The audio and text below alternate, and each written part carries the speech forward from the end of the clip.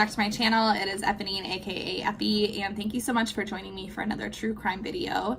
Today's video is going to be a little bit disturbing than a lot of the other videos I've done, so if you have a weak stomach, I would maybe suggest going to a different one, but if you have a strong stomach and if you think you're up for it, go ahead and keep watching. Now, without getting too far into the video, I do want to give my normal disclaimer that in doing these videos, I mean no disrespect or offense to anybody involved, none of the victims or their families. All of this is information that I've taken from various sources and compiled into one video so that people who are interested in this case can come to one spot for a lot of information. So with that being said, and without further ado, let's go ahead and jump into the case of Issei Sagawa.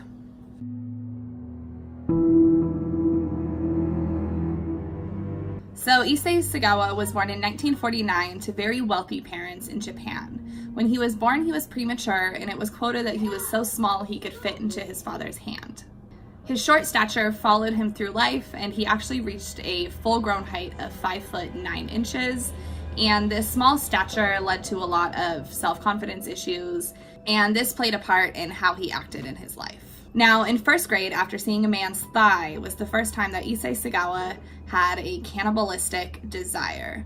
Now, he's quoted as saying he wasn't homosexual, so it had nothing to do with sexual desires. He solely saw the big hunk of meat and thought that he was interested in eating it. Now, it's reported that around the same time, Issei Sagawa was engaging in bestiality with his dog and experiencing cannibalistic desires for women, particularly Western women, with Grace Kelly being one woman that he really admired and kind of wanted to eat. Now, at the age of 23, Issei Sagawa followed a woman home to her apartment in Tokyo, Japan, after stalking her for a while. At this point, he broke into her apartment while she was sleeping, and his intention was to eat her.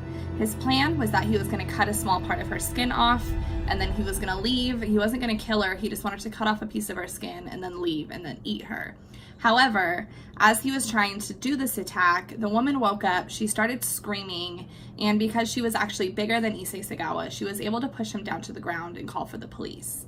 Now, Issei Sagawa was eventually detained for this, and he was charged with attempted rape. However, his parents, being wealthy, offered to pay off the woman in exchange for her not pressing charges, which she agreed to.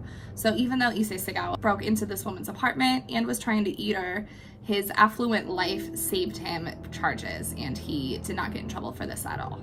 So a few years later, at the age of 27, Issei Sagawa moved to France to pursue a PhD in literature. It's reported that every night he lived in France, he said he brought a prostitute back home with the intention of shooting and killing them and eating them. However, when it came time to do the deed, he was not able to follow through. He was just too scared, he was too nervous, he got too anxious. However, on June 11th of 1981, 32-year-old Issei Sagawa actually followed through with his plan of eating somebody. He had invited a young woman named Renee Hardevelt, who was a classmate of his, back to his apartment under the pretense that they were going to be studying. She was helping tutor him. They'd had a little bit of a friendship up until this point, but it wasn't anything weird for her to be going over to his place. Now, Renee was his victim because she was described as being smart and beautiful and healthy, and all of those traits were traits that Issei Sagawa felt that he lacked in. He didn't think he was the healthiest, obviously because of his small stature and his premature birth. He didn't think he was very handsome, and he just didn't think that he was anybody to look up to. So he thought that if he ate somebody who had these characteristics that he wanted, that he would be able to somehow absorb that energy and transfer those characteristics into himself. He was quoted as saying he was determined to eat somebody before the passion and the desire ran out inside of him, and he really wanted to eat women to show them how much he loved them. Now, I don't know about you guys, but there's a lot of other ways to show women that you love them other than eating them. So on the night of June 11th, 1981, Renee Hardevelt showed up to Issei Sagawa's apartment, and when she was reading poetry with her back turned to him, Issei Sagawa walked up with a gun and shot her in the back of the neck, killing her instantly. Now at this point, Issei Sagawa was so kind of flustered by everything and caught off guard by the fact that he actually was able to follow through with this. So it's reported that he actually passed out as soon as he shot Renee. However, it didn't take him long to come to. And at this point, he said he actually thought about calling the cops for a second and then realized, no, I've waited 32 years for this. I need to follow through and I need to eat this woman. So naturally, he raped her corpse and then started to eat her. Now, over the course of the next 2 days, it's reported that Issei Sagawa consumed over 15 pounds of flesh belonging to Renee Hartevelt. Originally, he had just tried biting into her, however, her skin was too tough for him to break through, so he left his apartment, came back with a butcher knife, and then that's when the task started. Now, it's reported that parts of her he just ate normally, parts of her he kept in the fridge, and then parts of her he actually cooked and ate. And it's reported that he ate her almost like teriyaki meat. And through this whole process, he was taking pictures to document everything along the way. Now, after 2 days, the body started to deteriorate and decompose a little bit, and Issei Sagawa realized that he needed to get rid of this body because it was starting to smell and people were going to realize that something was up. So at this point, Issei Sagawa put what was left of Renee Hartevelt into 2 suitcases, and he decided to go down to a lake, and I'm probably going to mispronounce this, but it's the Bois de Boulogne, and he was going to dump her body there. Now, unfortunately for Issei Sagawa, but fortunately for Renee Hartevelt, Sagawa was a very small man, he was kind of a unique looking man, and it didn't take long for people at the park to notice a man walking with these 2 suitcases that were very heavy that he appeared to be struggling with. So after dumping the body, it did not take him long to be discovered, and Issei Sagawa was arrested for this. Now, this is once again where Sagawa's wealth came in handy.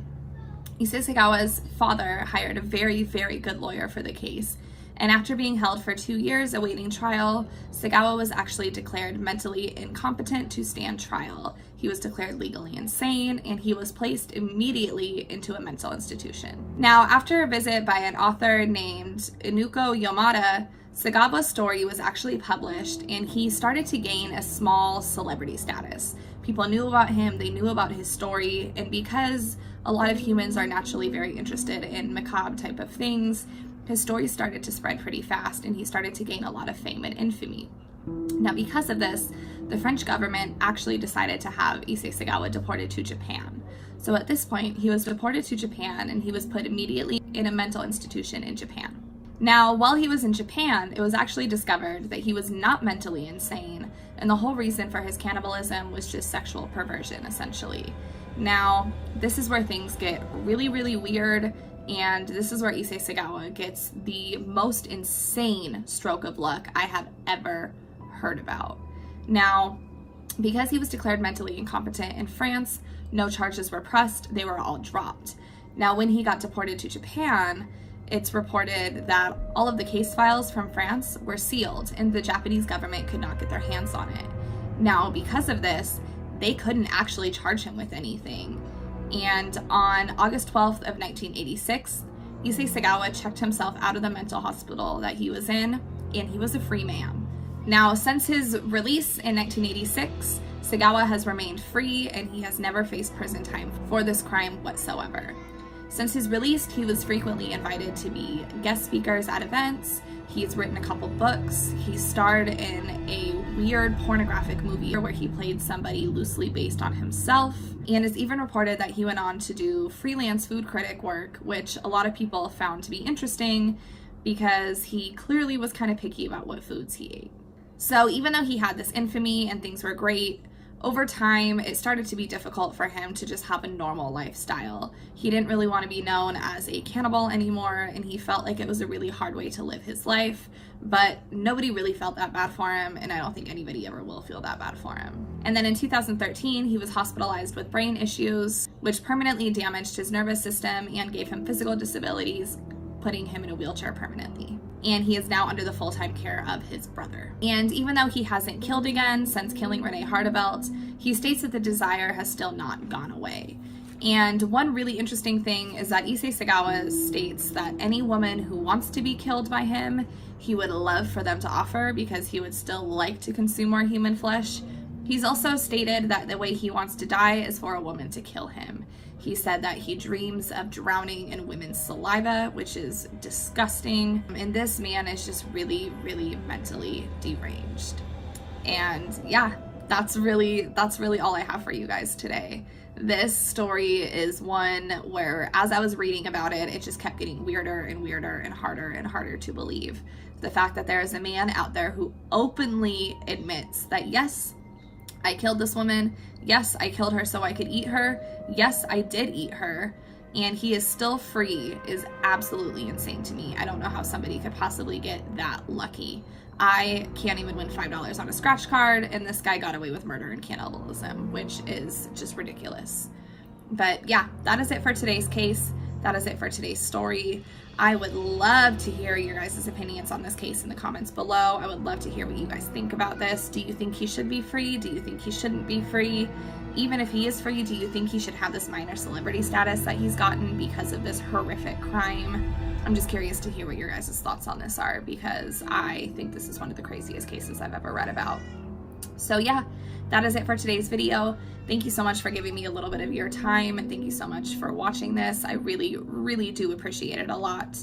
And until next time, I love you all very much, and we'll touch base soon. Bye.